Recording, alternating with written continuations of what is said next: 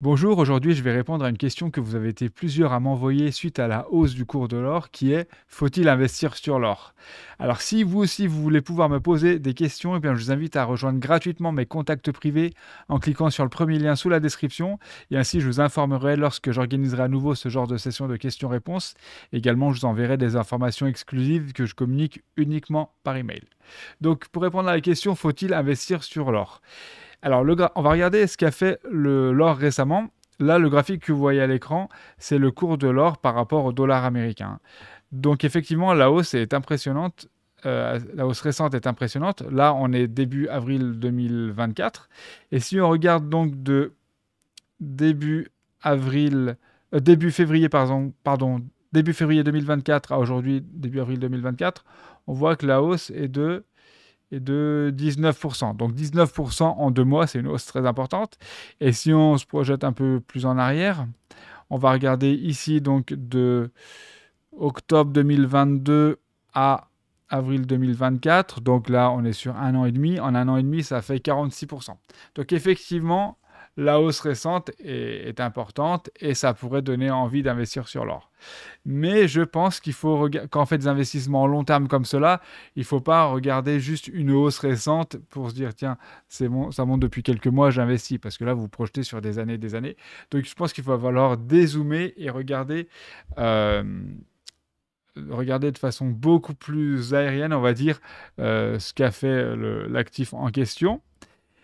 Et justement, déjà, on va parler des fondamentaux. Alors, pour moi, l'or n'est pas un actif qui est censé générer de la valeur. C'est pour ça que moi, je n'investirai pas dans l'or en me disant, tiens, je vais investir là-dedans parce que ça va générer de la valeur et ça vaudra plus cher plus tard. Pourquoi? Je vous explique mon raisonnement. Bien sûr, tout ce que je vous dis, c'est ce que je fais moi. Après, vous êtes libre, bien sûr, de faire ce que vous voulez. Quand on investit dans une société cotée en bourse ou pas, mais bon, on va parler des sociétés cotées en bourse parce que c'est ce que je fais moi, eh bien, structurellement, si on a bien choisi la société, bien sûr, structurellement, cet investissement est censé nous générer de la valeur parce que la société, elle va vendre des biens et ou des services, donc elle va faire des bénéfices, et donc le prix de l'action grossira à long terme. Le prix de l'action montera à long terme. Je dis bien à long terme parce que à court terme, eh bien, il y a les fluctuations des marchés qui vont faire que même si votre société fait des bénéfices, eh bien, les cours peuvent varier indépendamment des fondamentaux de l'entreprise à court et moyen terme. Mais à long terme, si la société est saine et qu'elle fait des bénéfices, à long terme, le cours montera. Donc vous aurez les plus-values, plus éventuellement les dividendes. Si la société a une politique de dividendes, vous aurez les dividendes qui arriveront. Et d'ailleurs, les dividendes, ce qui est intéressant avec les dividendes, c'est que là, c'est indépendant des marchés. La société contrôle a le pouvoir sur les dividendes qu'elle va verser à ses actionnaires, contrairement au cours de bourse sur lequel la société n'a pas de pouvoir à court moyen terme. Par contre, à long terme, bien sûr, si la société est saine, à long terme, le cours montera. Donc voilà, investir dans une action d'une entreprise, si on l'a choisi, qu'elle fait des bénéfices, là, c'est un investissement. On comprend pourquoi cet investissement va prendre de la valeur au fil du temps. Pareil, si vous investissez dans l'immobilier. Si vous investissez dans l'immobilier, eh bien, par exemple, vous achetez un logement, on va dire un logement d'habitation pour le louer, peu importe le mode de location, que ce soit court terme ou long terme, meublé ou pas meublé, peu importe, même si c'est de l'immobilier commercial, vous achetez un bien immobilier, vous le louez, donc vous vendez un service à votre locataire. Donc là, c'est normal, vous vendez quelque chose, c'est normal que votre investissement global prenne de la valeur. Parce que bien sûr, il y a le prix du bien immobilier qui, lui, va monter pareil sur le long terme, le prix montera. Bien sûr, là, on est dans une bonne période, par exemple en 2024, il faut voir que là, les prix sont plutôt en baisse, mais vous voyez, justement, c'est un bon exemple. Mais sur le long terme, les prix vont monter de l'immobilier ou ne pas perdre de la valeur. Et par contre, en plus de ça, vous percevez vos loyers. Donc, c'est-à-dire que même si le bien n'avait pas pris de valeur et que vous le revendez dans 10 ans, même si vous le revendez au même prix que vous l'avez acheté, vous aurez en plus tous les loyers que vous aurez encaissés. Donc, vous avez compris, une action d'une société ou un bien immobilier, ça, ce sont des investissements qui génèrent de la valeur. On comprend pourquoi, parce qu'ils fournissent un service à quelqu'un. Par contre, l'or, non. L'or, c'est une matière première qui ne produit rien en soi. Vous voyez pourquoi moi, je n'investis pas dans l'or en me disant, je vais investir là-dedans parce que ça va prendre de la valeur, parce que fondamentalement, il n'y a pas de raison qui font que l'or va prendre de la valeur.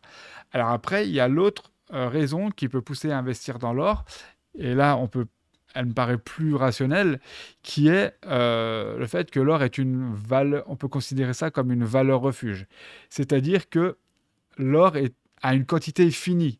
La quantité, si vous voulez, la quantité qu'il y a de cette matière première sur Terre n'est pas infinie. Elle est finie puisque c'est une matière première. On ne peut pas en produire indéfiniment.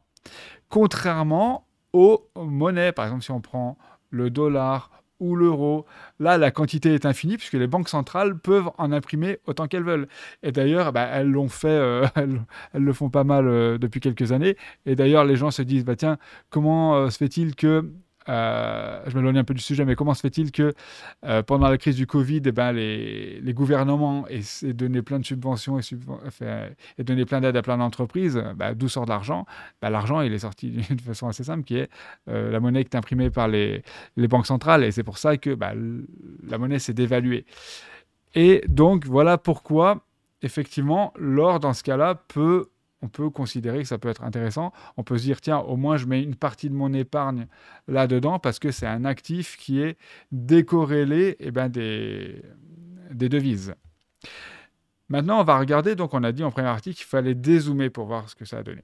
Donc sur le graphique que vous voyez à l'écran, nous avons le cours de l'or en dollars ajusté de l'inflation. Très important, hein. Ça c'est ajusté de l'inflation. Et après, on regardera le cours du S&P 500 ajusté de l'inflation. Donc, on va regarder les performances. Donc là, l'historique qu'on a remonte à 1968 et il s'arrête donc là en avril 2024. Et on voit que donc de 1968 à avril 2024, l'or a généré plus 586%. Vous auriez fait presque x6, si vous voulez, sur votre investissement, ajusté de l'inflation, hein, bien sûr. Si on enlève l'ajustement, ça fait beaucoup plus. Mais bon, pour prendre des choses intéressantes, on va prendre ajusté de l'inflation. Donc x6, on va dire, sur cette période-là, donc de 1968 à 2024. Mais attention, l'or est très volatile. C'est pour ça qu'on peut expliquer pourquoi il y a eu une hausse très récente, très récemment, comme on disait au début de la vidéo, parce que c'est un actif qui est assez volatile. Et si on regarde la plus forte baisse, qui est de 1980 à 2001, la plus forte baisse, j'ai calculé juste avant la vidéo, elle est de 86%. La valeur de cet actif a perdu 86% sur cette période-là. Mais surtout, au-delà de ça, si on regarde toujours en dollars ajustés, on voit qu'aujourd'hui, là, en 2024, on n'est toujours pas remonté au-dessus du plus haut de la baisse qui a commencé en 1980. Donc effectivement, si on regarde la hausse récente, ce qu'on regardait au début de la vidéo, c'est ici, hein. C'est vraiment la fin du graphique. La hausse est impressionnante, ouais. 20% en 2 mois, presque 50% en 1 an et demi. Mais vous voyez que si on dézoome, et surtout on se met en dollars ajustés de l'inflation, on voit que c'est pas aussi rose que ce qu'on aurait pu imaginer.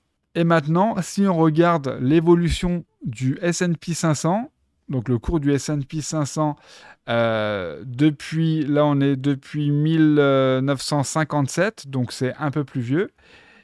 Donc depuis la création du S&P 500 jusqu'à aujourd'hui, on est à, je vais vous dire ça, on est à plus 893%, donc plus x9. On a fait x9 sur cette période-là, toujours en dollars ajustés de l'inflation, hein, toujours, je précise bien. Donc, on a fait x9. Donc, c'est un peu plus que l'or de tout à l'heure. Mais bon, là, on a 10 ans de plus d'historique. Donc, voilà, ça pourrait expliquer pourquoi on a une performance supérieure. Finalement, on pourrait dire que la performance est assez similaire. Par contre, on n'a pas du tout la baisse de moins 86%. La baisse la plus importante, je l'ai calculée aussi, est de 2000 à... Donc, ça commence juste avant la crise de la bulle Internet. Et ça finit au plus bas de la crise des subprimes, donc en début 2021. Donc là, on a une baisse de 62%. Donc qui est inférieure à la baisse de 86% de tout à l'heure, hein, qu'on avait sur l'or. Mais surtout, donc la baisse, non seulement elle est moins importante, et surtout, elle se résorbe plus vite. Parce qu'on voit qu'on a résorbé la baisse en 2015. Donc, toujours en dollars, je précise plusieurs fois, désolé, mais toujours en dollars ajustés de l'inflation. Si on enlève l'inflation, la baisse est résorbée plus vite. Mais bon, en dollars ajustés de l'inflation, en 15 ans, on a résorbé cette baisse de 62%, alors qu'on voit que, pour rappeler, sur l'or, en 44 ans, là, on n'a toujours pas résorbé la baisse qui a commencé en 1980 et on ne sait pas quand on la résorbera, on ne sait pas non plus si elle la résorbera. Donc, vous voyez, ça nous montre bien que, eh bien, investir sur des actions qui, justement celle du S&P 500, qui génèrent des profits, eh bien, c'est un investissement beaucoup plus sain et fondamentalement, on comprend pourquoi cet investissement monte sur le long terme. Alors que vous voyez que l'or, ça peut, pendant des décennies, voire même des siècles, ça peut ne rien vous rapporter si vous vous basez dans la devise que vous voulez, l'or ou l'euro, ajusté de l'inflation. Donc j'espère que cette vidéo vous aura orienté là-dessus, vous aura aidé sur cette réflexion. Si vous avez des précisions concernant ce sujet ou des questions complémentaires, n'hésitez pas à les indiquer sous cette vidéo. Je vous répondrai avec plaisir et je vous dis donc à bientôt pour une prochaine vidéo.